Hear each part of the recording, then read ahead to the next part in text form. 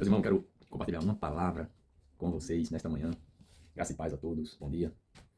Que se encontra aqui em 1 Samuel, capítulo 4, verso 21, 22, que diz o seguinte: Mas chamando ao menino, e acabou, dizendo: Foi-se a glória de Israel por causa da arca de Deus, porquanto a arca de Deus foi levada presa, e por causa de seu sogro e de seu marido. E disse mais: De Israel a glória é levada presa, pois é tomada a arca de Deus. Meus irmãos, aqui nessa passagem, vamos ver sobre o sacerdote Eli, tá? A vida de Eli.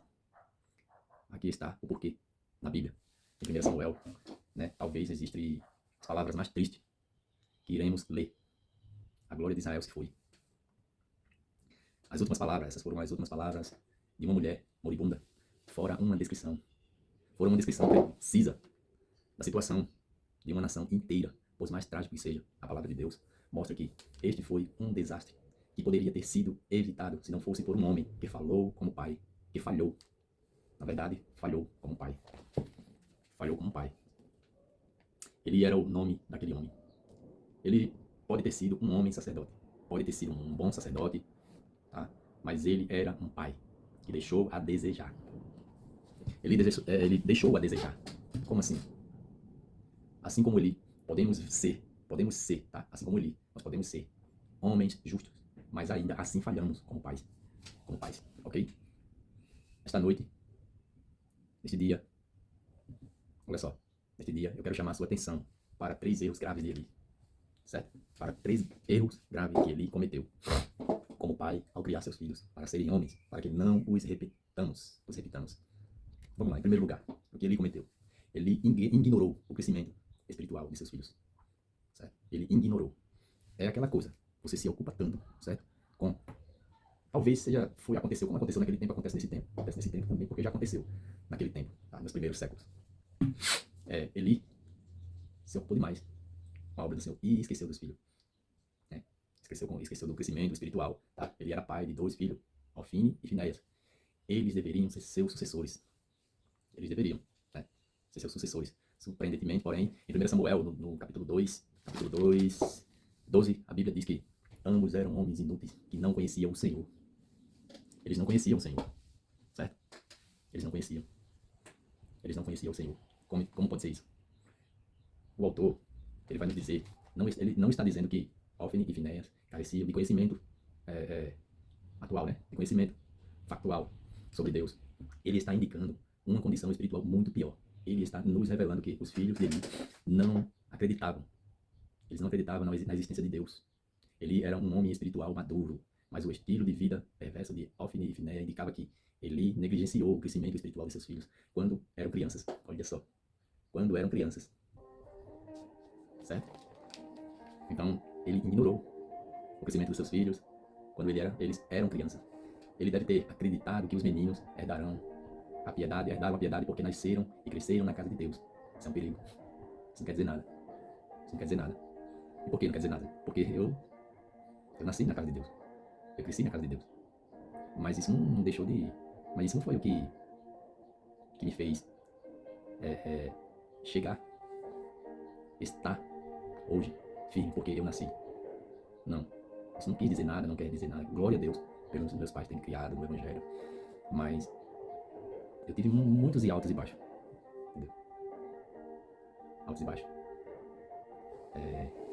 Eu acredito mais que eu era mais um religioso do que um cristão. Mas, vamos na palavra.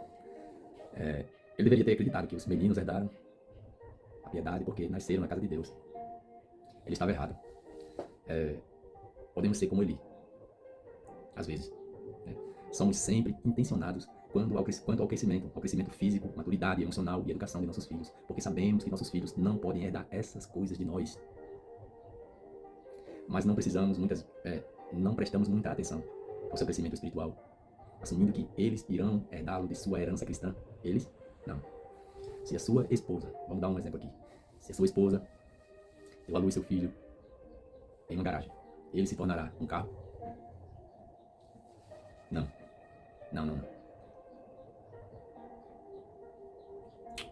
Há muitas coisas que as crianças herdam de nós, como cor dos olhos, tom de pele, temperamento e etc. Não crescimento espiritual. Não, crescimento espiritual não. Ok? Então, o que podemos fazer como pais? Não podemos forçar os nossos filhos, a amar ao Senhor. Olhe, veja bem, eu me lembro que teve uma época que eu, por gostar tanto de bola, de futebol, eu fiquei uns 3 anos, mais ou menos, 2 a 3 anos, sem ter que congregar, sem congregar em igreja nenhuma. Eu era adolescente e, irmãos, minha mãe foi muito, meus pais foi muito, como é que se diz, foi paciente. Eles não forçaram, mas eu acredito que não faltou oração, certo? Então o que podemos fazer como os pais, né? A gente não pode forçar os nossos filhos a amar o Senhor. Essa é a obra do Espírito Santo. Essa é a obra do Espírito Santo. Nós podemos plantar pequenas sementes de fé em suas vidas diariamente. Ok? Diariamente. Agora, isso não é uma opção. É um comando antigo, ainda válido, nos tempos modernos em que vivemos. Aqui em Deuteronômio 6:6, o 9 e o 9. Lembre-se que Deus é fiel. Quando fazemos nossa parte como pais, teremos nosso Pai Celestial. Certo? Então, quando fazemos nossa parte como pais terrenos, nosso Pai Celestial fará o resto. Ele fará o resto. Eu quero lembrá-lo que construir uma criança é mais fácil do que consertar um homem. É forte essa palavra. É forte. Né? É mais fácil, né? Construir uma criança é mais fácil do que consertar um homem. A Bíblia garante que nossos filhos não abandonarão os caminhos de Deus depois de atingirem a idade adulta. Se tornamos tempo para treiná-los em seus caminhos. Provérbios 22:6.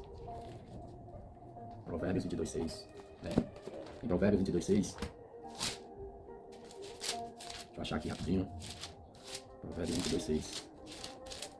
Que diz o seguinte: instrui o menino no caminho que deve andar, e até quando envelhecer não se desviará dele. Não se desviará dele. Não se desviará dele. O segundo tópico, a segunda lição. Ele não ensinou os princípios de Deus a seus filhos. Olha aí. Ele não ensinou. Né? Eu acredito que, assim, ele estava tão empenhado, ele era sacerdote, né? Naquela época. Ele era o sacerdote, né? Ele estava tão ocupado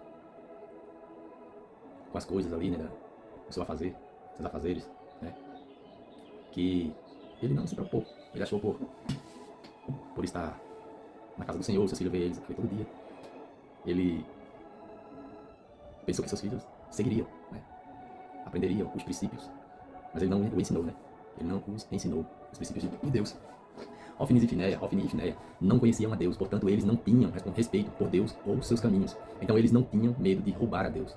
O autor de Samuel escreve isto em grande detalhe em 1 Samuel 2:13 ao 17. Dos sacrifícios oferecidos no tabernáculo, uma porção era destinada a Deus, a gordura, outra era destinada ao sacerdote, peito e ombros, enquanto a porção restante era devolvida à pessoa que trazia o sacrifício. Ofni e Finéias, no entanto, pegaram tudo o que o garfo, anzol de carne, trouxe da panela, antes mesmo que a gordura fosse queimada. Entendeu? Então os dois, no entanto, pegaram tudo o que o garfo, que ele conseguiu pegar, ele pegou. Entendeu? Antes mesmo que a gordura fosse queimada.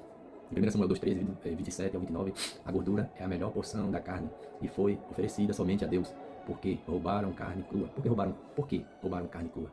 Talvez porque eles pudessem cozinhá-lo da maneira que quisessem ou vender a carne e embolsar o dinheiro. Afinal, no mercado, a carne crua vende mais rápido do que a carne cozida. Sim, ela vende mais rápida. Eles não hesitaram em usar a violência para conseguir o que queriam. Em 1 Samuel 2:16, a ganância deles era além da medida. Sim, eventualmente as pessoas pararam de trazer seus sacrifícios para a casa de Deus porque temiam ser assediadas por Ofni e Finéias. Então o povo parou de trazer os sacrifícios. Há 3 lições aqui. Primeiro, devemos ensinar os caminhos de Deus aos nossos filhos. Ele deixou de transmitir a seus filhos o respeito pelos caminhos de Deus, incluindo os sacrifícios oferecidos. A segunda lição é que ninguém pode bancar o tolo de Deus, pois ele julgará tanto os pagãos quanto seu próprio povo. Ele julgará sua casa primeiro. A terceira lição é que vivemos para servir os outros, não para nos satisfazer. Não devemos usar nossos privilégios oficiais para nosso ganho pessoal. A destruição cairá sobre cada um que o fizer. E o terceiro tópico aqui é: Eli tolerou o comportamento imoral de seus filhos. Não, aí é brincadeira. Nós como pais, ver nossos filhos fazendo coisas erradas e tolerar. Ainda há nesse tempo, eu acredito que sim. E muito. O tempo de hoje tá cruel, filho. Tá cruel. Cruel. Bom, mas vamos seguir aqui. Os meninos de Eli, também eram culpados de comportamento sexualmente imoral. Eles tiveram relações sexuais com as mulheres que se reuniram na porta do tabernáculo. Mulheres se comprometeram a servir no tabernáculo. Eli não fez nada a respeito, exceto uma fraca repreensão. Alguém pode argumentar que Ofni e Finéias estava além da idade da disciplina física ou correção. Então Eli poderia entregá-los à comunidade para ser julgado. Levítico 20:10. Ou pelo menos excomungá-los e parar com as práticas repugnantes que aconteciam bem debaixo de seu nariz. Ele não fez nenhum e não temos. Okay? Ele não fez nenhum e não temos certeza do porquê. É possível que ele amasse demais seus filhos para puni-los. Há 3 outras lições para os pais modernos aqui. Primeiro, não podemos amar demais nossos filhos a ponto de contermos o castigo. Se o fizermos, seremos seus inimigos. Provérbios 13:24. Provérbios 13:24. Provérbios 13:24. Uma chave. O que retém a sua vara aborrece a seu filho, mas o que a ama a seu tempo o castiga. Provérbios 13:24. Terceiro, nossos filhos podem ter crescido, mas ainda assim a disciplina pode e deve ser administrada. Mateus 18:15-17. Eu quero concluir, concluindo um pouco da história dele, que ele trouxe destruição sobre uma nação inteira por negligenciar suas responsabilidades paternais. Certo? Os tempos podem ter mudado, mas a tremenda responsabilidade de um pai continua a mesma. Devemos criar nossos filhos para honrar a Deus e servir aos outros. Quando o fizermos, lembremos que estamos protegendo o futuro, não apenas de nossa nação, mas de todo o mundo. Esta passagem que nos leva a refletir, sobre a criação de nossos filhos, ensiná-los, corrigi-los e a ser temente a Deus e aos pais terrenos. Amém? Deus abençoe a cada um. Um ótimo dia a todos.